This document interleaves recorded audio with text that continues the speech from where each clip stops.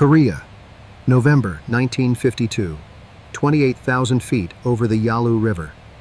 Lieutenant Owen Baxter was flying a damaged F-86 Sabre when he ran out of ammunition. The guns had fired their last rounds 3 minutes ago. The enemy MiG-15 behind him did not know this yet, but it would figure it out soon. Baxter was 26 years old, from a small town in Texas called Midland. Oil country, flatland, and big sky. Had learned to fly in the Air Force. This was his 19th combat mission. He had 2 confirmed kills. He was hoping to make it to 20 missions. Then maybe go home. That hope was fading fast.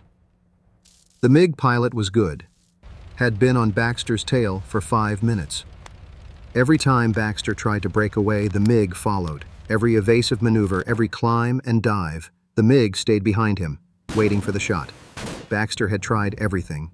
Barrel rolls, split S maneuvers, diving for the deck. Nothing worked. The MiG pilot knew what he was doing, and Baxter's wingman was gone. Shot down 10 minutes ago. Baxter had seen the parachute drift toward North Korean territory. Nothing he could do about that now. Right now he had his own problems. The MiG fired. Tracers streaked past the canopy. Close. Too close. Baxter jinked right. The Sabre responded. The MiG followed. He checked his fuel. Getting low. Not critical yet, but getting there. Maybe 20 minutes before he'd have to head back to base, if he lived that long. Another burst from the MiG. Shells hammered into the Sabre's tail section.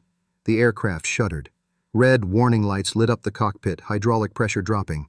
Flight controls getting sluggish. Baxter keyed his radio. Mayday, mayday. This is Sabre 2-3. I'm hit, and Winchester repeat, I am Winchester. Winchester, the code word for out of ammunition. The radio crackled. Another pilot from his squadron. Captain Mike Rhodes. 2-3, can you make it to the DMZ? Negative. This guy is all over me. I can't shake him. Hold on. I'm 10 miles south, coming to you. Make it fast. But 10 miles was forever in a dogfight. Baxter would be dead in 2 minutes if something didn't change. The MiG fired again. This time the shells walked up the fuselage. More warning lights, engine temperature spiking. The Sabre was dying. Baxter pulled hard left. The G-forces crushed him into the seat. Gray edges crept into his vision. The Sabre groaned. The MiG pulled with him. Stayed right behind. Baxter leveled out, gasping. His vision cleared. The MiG was still there, maybe 200 yards back, lining up for the kill shot. He was out of options, out of ammunition, out of tricks. The aircraft was damaged. Help was too far away. In 30 seconds, he would be dead. His hand dropped to his hip. To the holster strapped to his survival vest. Inside was a Colt Model 1911 standard issue sidearm. 7 rounds of .45 caliber ammunition. An idea formed. Crazy. Impossible. Suicidal, probably. But he was dead anyway. If he did nothing, Baxter reached down and unstrapped the canopy release. Put his hand on the lever.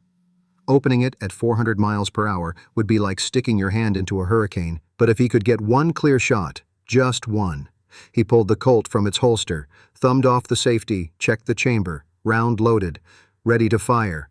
The MiG closed in behind him. The pilot was being careful now, making sure. This shot would be the last. Baxter took a breath, said a prayer, and pulled the canopy release. The F-86 Sabre was not designed to fly with the canopy open at 400 miles per hour. The wind hit Baxter like a physical blow. The roar was deafening instant, overwhelming. It tore at his helmet, his oxygen mask, his goggles. The force tried to rip him out of the seat. He held onto the stick with his left hand, held the pistol with his right. Fought to keep the aircraft level. The MiG pilot must have seen the canopy come off, must have thought the American was bailing out. The MiG closed in fast, coming for the kill before Baxter could eject. Baxter twisted in his seat, looked back over his shoulder. The wind screamed past. His eyes watered. He could barely see, but he could see the MiG. Silver and red. Shark mouth painted on the nose. Maybe 150 yards back now. Closing. He raised the pistol, aimed as best he could. The wind made it almost impossible. The gun wavered. His arm shook from the buffeting. The MiG was at 100 yards. The pilot would fire any second. Baxter squeezed the trigger. The Colt bucked in his hand. The shot was impossible to hear over the wind. He didn't know if he'd hit anything. Probably not. You couldn't hit a moving aircraft with a pistol. Not from another moving aircraft, not in these conditions. He fired again, and again, emptying the magazine. 7 shots into the sky. The MiG kept coming. Baxter dropped the empty pistol. It was torn away by the wind, gone in an instant. He grabbed the stick with both hands, prepared to die. Then the MiG started trailing smoke.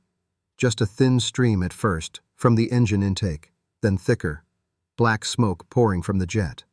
The MiG's nose dropped. The aircraft began to fall away. Losing altitude, losing power, Baxter watched in disbelief.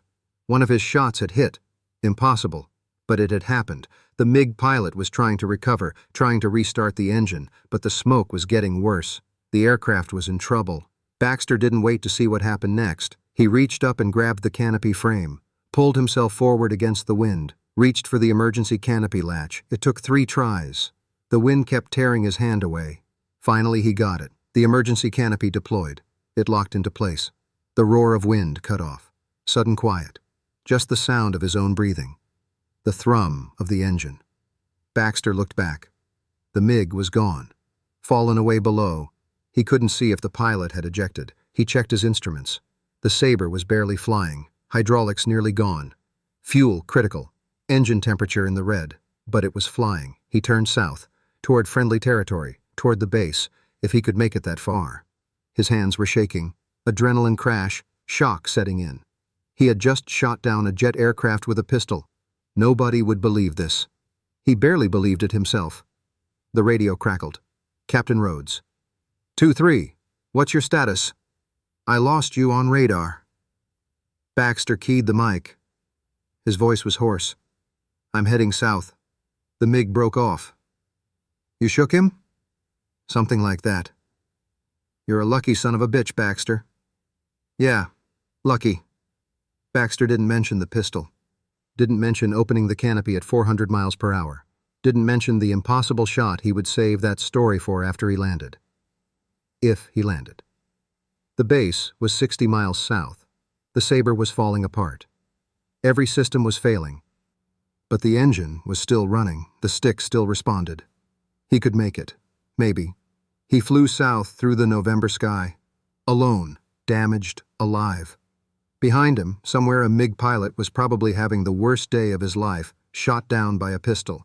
His commanders would never believe it. Baxter almost laughed, then didn't. Nothing about this was funny. He had just come closer to death than ever before, and survived through pure luck, or maybe something else. He wasn't sure which. Either way, he was still alive, still flying. That was enough. The Sabre droned south. The minutes passed. The base got closer. He might actually make it home. Owen Baxter had grown up in Midland, Texas, oil country. His father worked for an oil company. His mother taught school. It was the kind of place where boys learned to shoot before they learned to drive. Baxter got his first rifle at age 8. A .22. His father taught him to shoot tin cans off fence posts. By 12, he could hit a can at 50 yards. By 15, he was winning shooting competitions at the county fair.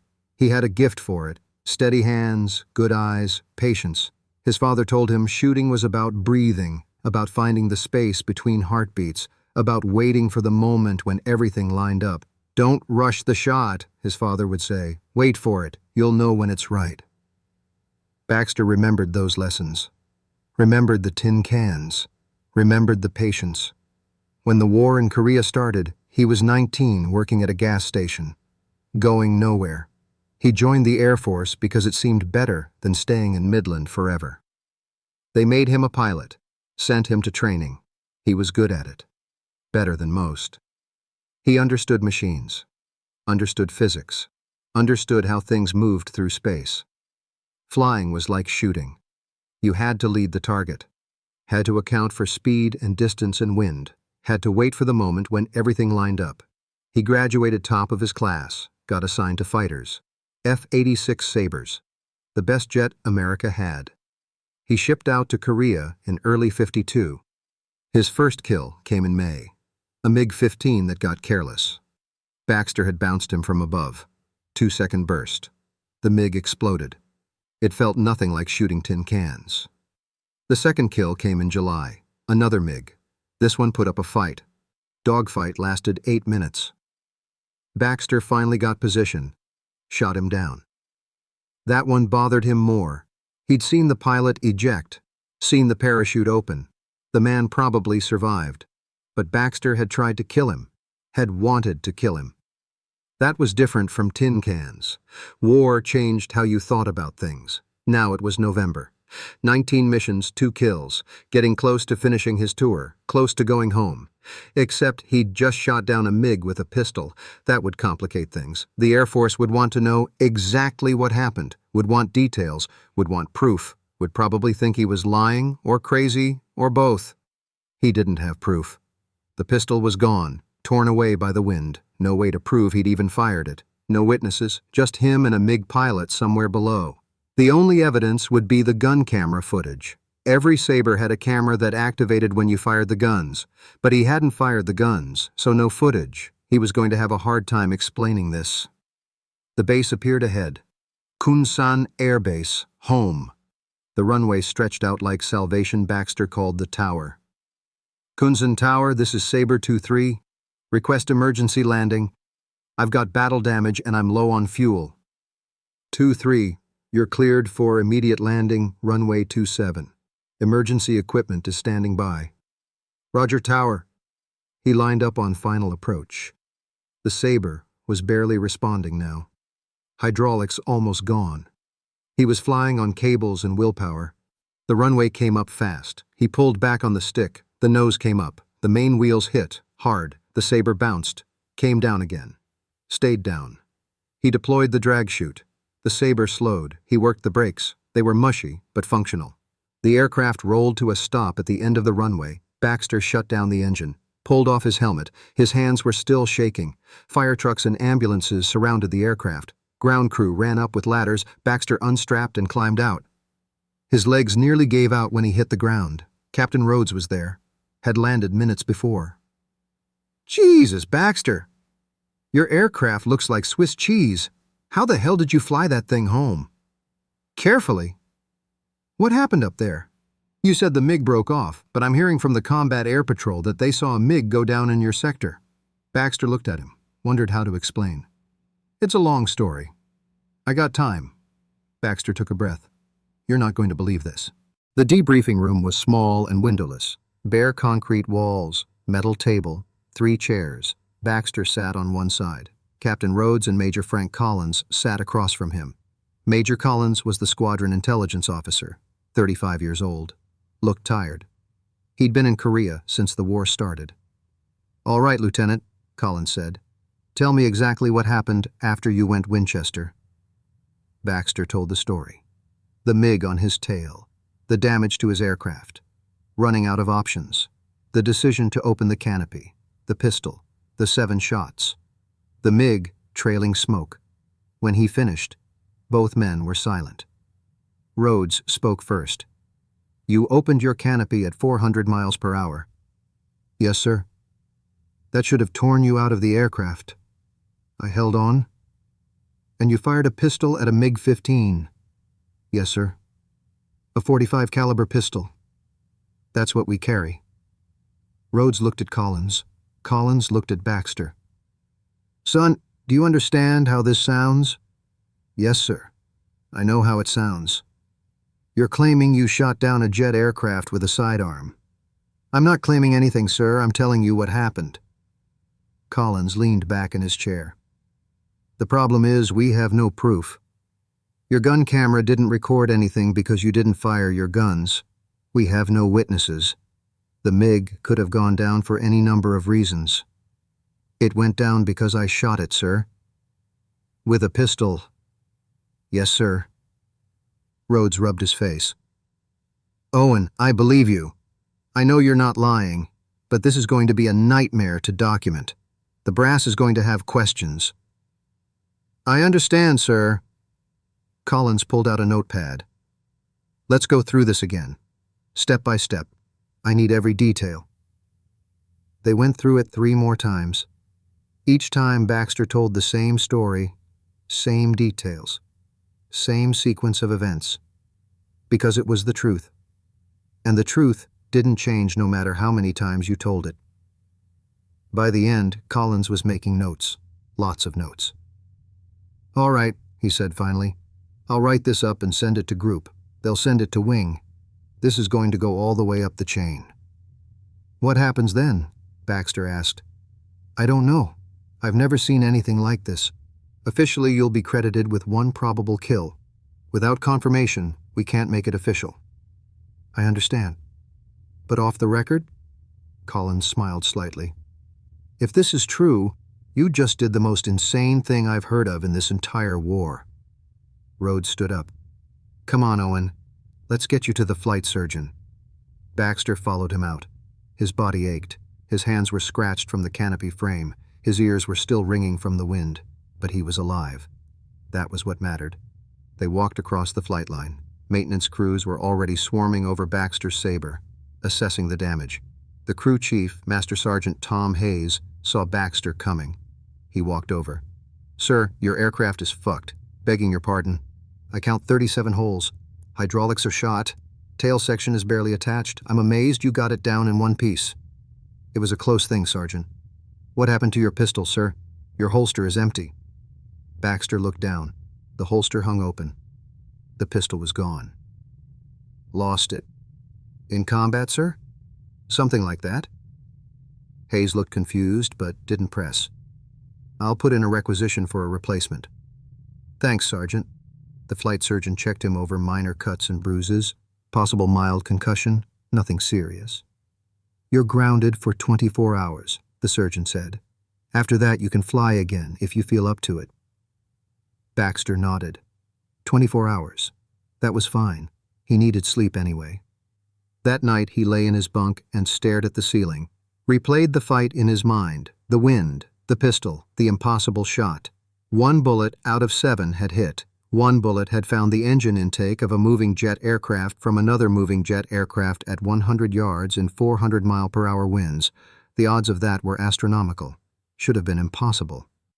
But it had happened. His father's voice came back to him. Wait for the moment when everything lines up. Maybe that's what it was. One perfect moment. When everything lined up. When the impossible became possible. Or maybe it was just luck. Pure blind luck. Either way, he was alive, and somewhere in North Korea, a MiG pilot had a hell of a story to tell. If he'd survived. Word spread fast. By morning, every pilot on the base had heard some version of the story. Most didn't believe it. Some thought Baxter was lying, others thought he was confused, battle stress, hypoxia, something. Nobody shot down jets with pistols. It was impossible. But the story kept circulating, growing, changing. By noon, Baxter had supposedly shot down 3 MiGs with a pistol while flying upside down and on fire. He tried to ignore it, stayed in his quarters, avoided the ready room, didn't want to answer questions. Rhodes found him at lunch. You're famous. I'm a curiosity. Same thing in the Air Force. Rhodes sat down. Major Collins got word back from group. They want more details. They're sending someone from 5th Air Force to interview you. Great. Could be worse. They could be calling you a liar. Give them time. Rhodes grinned. For what it's worth, I think you did it. I saw your aircraft. Saw the damage. You should be dead. The fact that you're not means something crazy happened. Thanks. Besides, I checked with operations. Combat Air Patrol did confirm a MiG going down in your sector at the exact time you said no other American aircraft were in the area. Baxter looked up. They confirmed it? Yeah. MiG-15 went down 15 miles north of the DMZ no-SAM fire. No other aircraft nearby, just went down. So they believe me? They believe something happened. Whether it was your pistol or something else, that's the question. The something else bothered Baxter because he knew what had happened. He'd been there. He'd fired the shots. He'd seen the MiG start smoking. but proving it was different from knowing it. 2 days later, the investigator arrived from 5th Air Force, Colonel James Mitchell, silver hair, hard eyes, career officer who'd flown in World War II. He interviewed Baxter for 4 hours, went through every second of the engagement. "How many rounds did you fire?" Mitchell asked. "All 7 emptied the magazine." "And you're certain you hit the aircraft?" "I saw smoke, saw it start to fall. That doesn't happen for no reason." Mitchell made a note. "The MiG-15 has an intake right behind the nose. If a bullet went into that intake, it could damage the compressor blades, cause an engine failure." "That's what I think happened, sir." "But you can't prove it." "No, sir. The pistol is gone. Wind took it." Mitchell closed his notebook. "Lieutenant, I've been flying for 20 years. I've seen a lot of strange things, but this is the strangest. A man shooting down a jet with a handgun. It sounds like propaganda." "I understand, sir, but it happened." "I believe you. The timeline matches. The location matches. There's no other explanation for that MiG going down. But officially, without physical evidence, I can't confirm the kill." Baxter nodded. He'd expected this. "However," Mitchell continued, "I can recommend you for a medal. The circumstances of your survival are extraordinary, even without the pistol shot. Flying a damaged aircraft home. That alone deserves recognition." "Thank you, sir." Mitchell stood. "One more thing. Keep telling your story. Don't let people talk you out of what you know happened. History has a way of forgetting the impossible things. Make sure this one gets remembered." After Mitchell left, Baxter sat alone in the debriefing room. The colonel was right. Without proof, this would become a maybe. Probably. A story that faded with time. But Baxter knew the truth. He'd lived it. He'd shot down a MiG with a pistol. Nobody could take that away from him, even if nobody believed it. 3 weeks passed. Baxter flew 6 more missions. No more MiGs got that close. No more impossible shots. The story refused to die. Other squadrons heard about it. Pilots from different bases, someone wrote it up in the base newsletter. Then Stars and Stripes picked it up. The headline read, "Texas pilot claims pistol kill. Claims not confirmed. Not verified. Claims." Baxter stopped reading the articles. Then, in early December, a package arrived. From 5th Air Force headquarters, inside was a medal. Distinguished Flying Cross. The citation read, "For extraordinary achievement while participating in aerial flight, Lieutenant Baxter displayed exceptional skill and courage while engaged with enemy aircraft under conditions of extreme duress." No mention of the pistol, no mention of the shot. Just courage and skill. It was something, but it wasn't the truth. Baxter completed his 25th mission on December 20th. His tour was done. He could go home. The squadron threw him a going-away party, cake and coffee, bad jokes, promises to write that nobody would keep. Captain Rhodes pulled him aside. "You're a legend now." "I'm a guy who got lucky." "No, you're the guy who shot down a MiG with a pistol. That's what people will remember." Rhodes handed him an envelope. "From the guys. Little something for the road." Inside was $200 cash. The men had pooled their money. "I can't take this." "Yeah, you can. You earned it. You showed us that crazy ideas sometimes work. That when you're out of options, you make new options." Baxter pocketed the money, shook Rhodes's hand. "Stay alive, Mike." "You too, Owen." The flight home took 3 days. Transport planes island hopping across the Pacific, Hawaii, California, finally Texas. Midland looked the same. Flat land, big sky, oil derricks on the horizon. Nothing had changed. Everything had changed. His parents met him at the bus station. His mother cried. His father shook his hand. They didn't ask many questions, didn't push. That night at dinner, his father finally brought it up. "We heard stories about what you did over there." "What did you hear?" "Something about shooting down an enemy plane with your pistol." Baxter looked at his father, at the man who'd taught him to shoot. "It's true." His father nodded slowly. "Tell me." So Baxter told the story, the whole thing.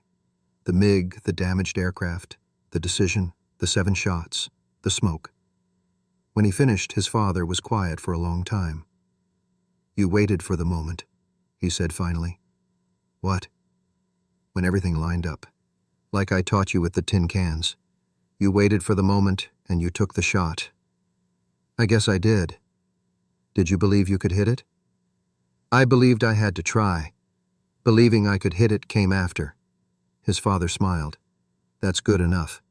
A man does what needs doing, whether he believes he can or not." They didn't talk about it again. His father didn't need to hear it twice. He believed his son. That was all that mattered. Baxter spent Christmas in Midland, saw old friends, went to church, tried to be normal. But normal felt wrong. He'd been to war, had killed people, had almost died. You didn't come back unchanged. In January, he got orders. The Air Force wanted him as an instructor, teaching new pilots, passing on what he'd learned. He reported to Nellis Air Force Base in Nevada, started teaching. It was good work, but sometimes late at night he'd think about that moment. 400 miles per hour, the wind screaming, the pistol in his hand. Years passed. The Korean War ended in '53. Baxter stayed in the Air Force, made captain, then major. Got married in '57. A schoolteacher named Janet. She didn't know about flying, didn't care about war stories. That was good. They had 2 kids. Michael and Sarah Baxter taught them to shoot, taught them about patience. He never told them the whole story. The story followed him anyway. Every new assignment, someone had heard about the pilot who shot down a MiG with a pistol. Half believed it, half thought it was exaggerated. Nobody knew for sure. The official record said, probable kill. That qualifier mattered. Probable meant maybe. Baxter stopped trying to convince people. Either they believed or they didn't. In '60, he was teaching at fighter weapons school. One student was Captain Chuck Davis. Aggressive, confident. Davis asked him about Korea. "Is it true, sir, the pistol story?" "Yes." "How did you think to try that?" "I didn't think. I ran out of options." When you're out of options, you try things that seem impossible. And sometimes they don't work. Most times they don't. I got lucky. That conversation stuck with Baxter, made him think about belief, about luck. Had he believed he could hit the MiG? Or had he just been willing to try? Maybe belief came from action. In '65, Vietnam was heating up. Baxter was flying a desk, too old for combat. He trained the pilots who went to war. Some came back. Some didn't.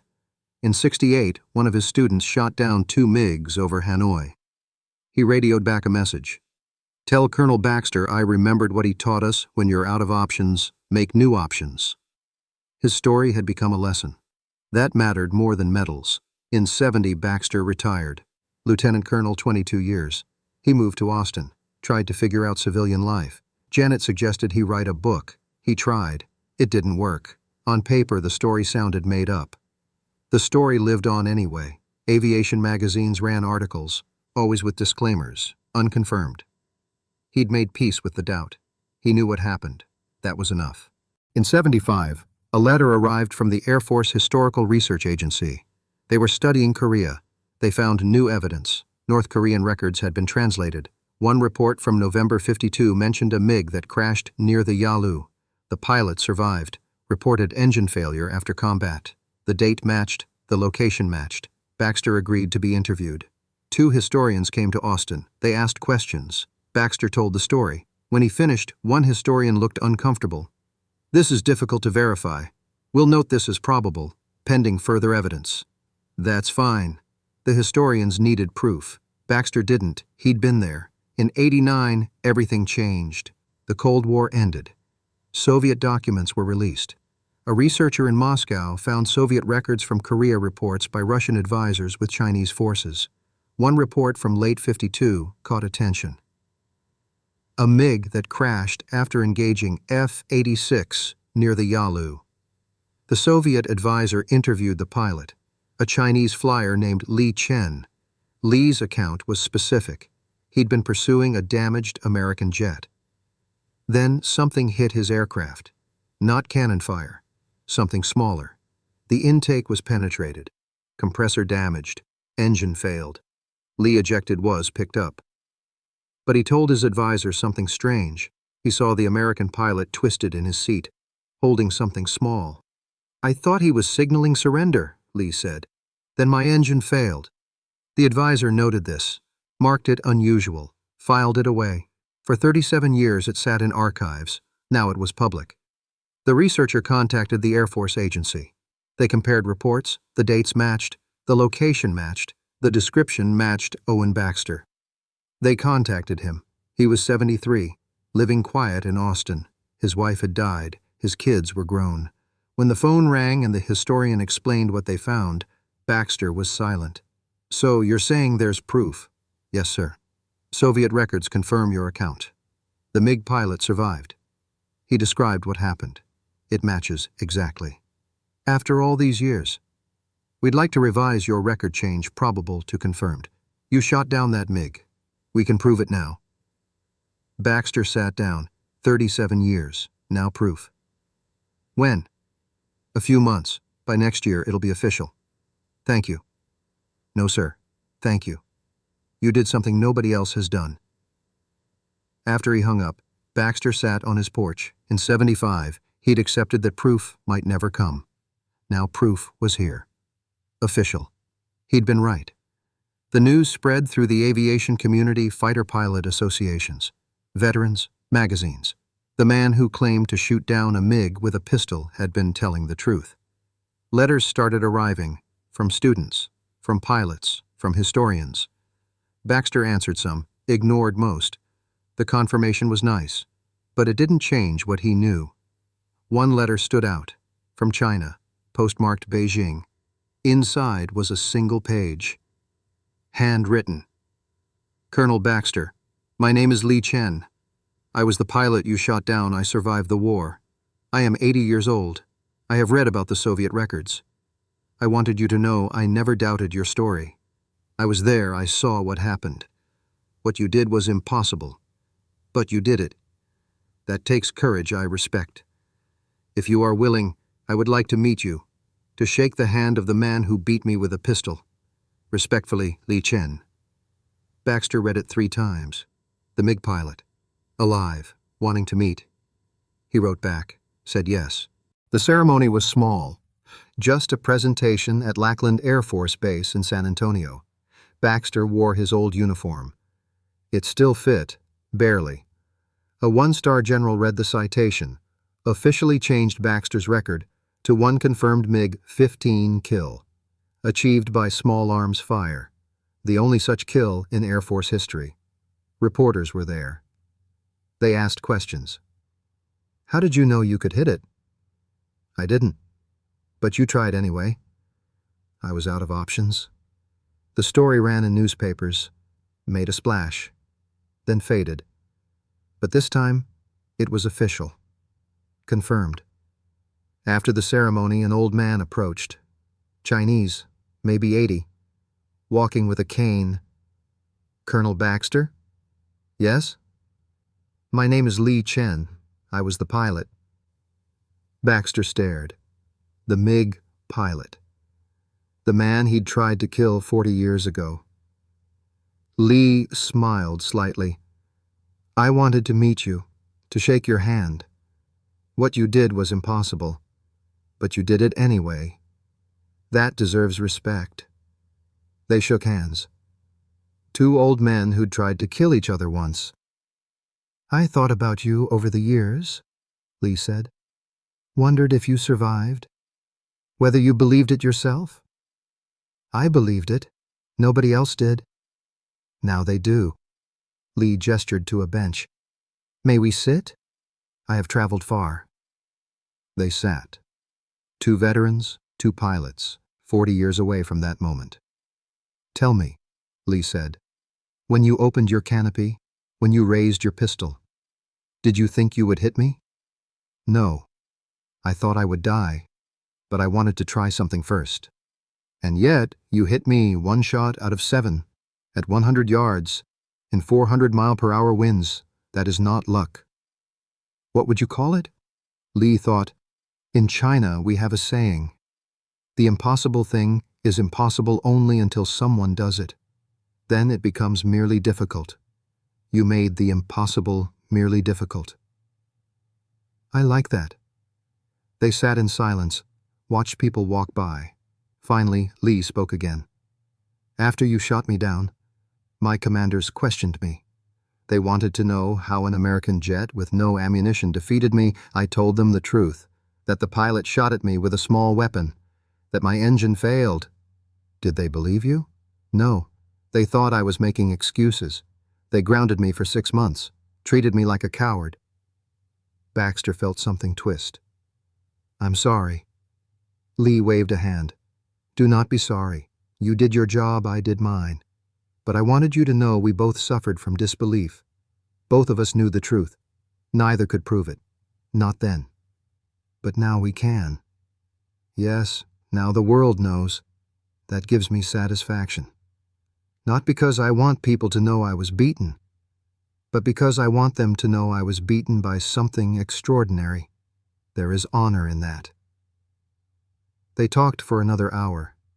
About the war. About flying. About growing old, knowing you'd once done something impossible. When it was time to leave, Li stood slowly, extended his hand. Thank you for meeting me, Colonel. This has brought me peace. Thank you for coming. Li smiled. Perhaps in another life we would have been friends. Perhaps we are friends now. Yes, perhaps we are. Li walked away. Baxter watched him go. The man had survived, had lived a full life, had come from China to meet him. That meant everything. Baxter drove back to Austin. Put the citation in a drawer. But something had changed. The weight of being doubted was gone. He'd been right. The world knew it. More importantly, the man he'd shot down knew it, believed it, respected it. That was worth more than any medal. He spent his remaining years quietly, gave talks at aviation museums, answered questions from young pilots. His answer never changed. You do what needs doing. You don't think about whether it's possible. You just do it. Some understood, some didn't. Action was what mattered. Trying was what counted. In 2003, Owen Baxter died. Heart failure. He was 77. His funeral was attended by over 300 people, former students. Veterans. Pilots who'd heard the story. Li Chen sent flowers from China. The card read, "To the pilot who taught me that impossible is just a word. Rest in peace, my friend." The Colt that Owen Baxter carried that day was never recovered. It's still out there somewhere, in the mountains of North Korea. Rusted, buried, lost. But its story survived. At the Air Force Academy in Colorado Springs, there's a display, a mock-up of an F-86 cockpit. Next to it is a Colt 45 in a case. The plaque reads, on November 9, 1952, Lieutenant Owen Baxter became the only pilot in history to shoot down an enemy jet with a handgun. When conventional weapons failed, he found an unconventional solution. This is the spirit of American air power. Cadets walk past it every day. Some stop, some read, some think about facing impossible odds and trying anyway. The story gets told in classrooms, in briefings, in bars where pilots gather. It's become legend, part of Air Force culture. One pilot, one pistol, one impossible shot. In China, Li Chen lived to 89. He became an instructor, taught young pilots, sometimes told them about the American who shot him down with a sidearm. Never assume you are safe, he'd tell them. Never assume your enemy has run out of options. The most dangerous opponent is the one with nothing left to lose. His students thought it was metaphor. Li knew better. When Li died in 2008, his family found a letter, written to be sent after his death, addressed to the Air Force Academy. The letter described the engagement from his perspective, the pursuit, the damaged jet, the moment he saw the pilot with something in his hand, the hit, the failure, the ejection. I am writing this so future generations will know the truth from both sides. What Lieutenant Baxter did was not luck, it was courage. It was refusal to accept defeat. These are qualities I teach my students to admire, even in an enemy, especially in an enemy, because that is what makes us better. The letter is now displayed at the Academy, next to Baxter's exhibit. Two perspectives on the same impossible moment. In Midland, Texas, there's a small museum, local history, oil, football. In one corner is a display about Owen Baxter, his uniform, his medals, photos from Korea, and a replica Colt 1911. Not the real one, that's gone, but close enough. School kids walk past on field trips, read the story. Some think it's made up, some believe every word. Teachers use it as a lesson, not about war, about not giving up when the situation seems hopeless. Sometimes the most important thing is just to try. Even if you think it won't work, even if everyone says it's impossible, you try anyway. A kid raises his hand. But what if you fail? Then you fail. But at least you tried. Lieutenant Baxter could have given up, could have ejected, but he didn't. He tried something crazy and it worked. The kid nods, doesn't fully understand yet. Maybe will someday. Baxter's children donated his papers to the Air Force Historical Research Agency letters. Photos, flight logs, notebooks where he'd calculated fuel and ammunition and odds. Researchers study them, looking for insights, looking for lessons. What they find is simple. Baxter wasn't superhuman, wasn't a genius, wasn't blessed with impossible luck. He was just a man who refused to quit, who believed that trying something crazy was better than accepting death, who took the shot when any reasonable person would have given up. That's not a lesson you can teach, not really. You either understand it or you don't. Fighter pilots understand it, the good ones anyway. They know that combat is chaos, that plans fail, that weapons jam, that sometimes you have to improvise with whatever you have left. Sometimes that's training, sometimes it's instinct, sometimes it's a pistol and 7 rounds of ammunition, and sometimes 1 round is enough. Wars are won by superior technology, by better tactics, by more resources, but sometimes they're won by one pilot who refuses to accept that he's out of options, who opens his canopy at 400 miles per hour and takes a shot that shouldn't work, who believes not because the odds are good, but because giving up is worse.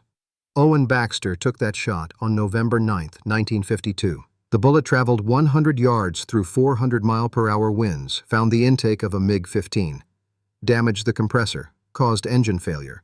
The odds were astronomical, but it happened. And for 40 years, nobody believed it. Then Soviet records proved it true. The impossible shot that connected. The pistol that brought down a jet, now everyone knows. The story lives on in different ways. At fighter pilot reunions, old men tell it to young pilots. Some details get exaggerated, some get simplified, but the core stays true. One man, out of ammunition, out of options, made a choice. Most people would have ejected, accepted the loss, hoped to survive as a prisoner. Baxter opened his canopy instead, pulled his sidearm, fired 7 shots into 400-mile-per-hour winds at a moving target 100 yards away, and hit it.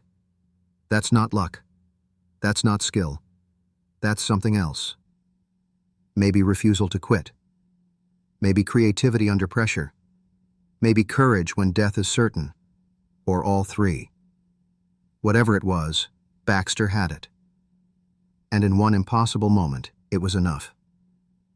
The Air Force still teaches his story, not as tactics. You can't teach someone to shoot down a jet with a pistol. The circumstances were too unique. They teach it as mindset, as proof that impossible things sometimes happen when you refuse to accept defeat. Young pilots hear the story in training. Some think it's exaggerated, some think it's propaganda, some believe every word. The ones who become great pilots are usually the ones who believe.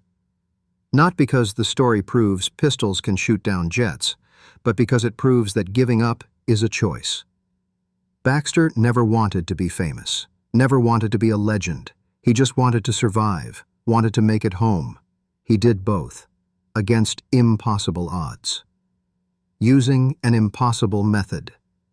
The story spread because people need to believe that impossible things can happen, that one person can make a difference, that courage and refusal to quit actually matter.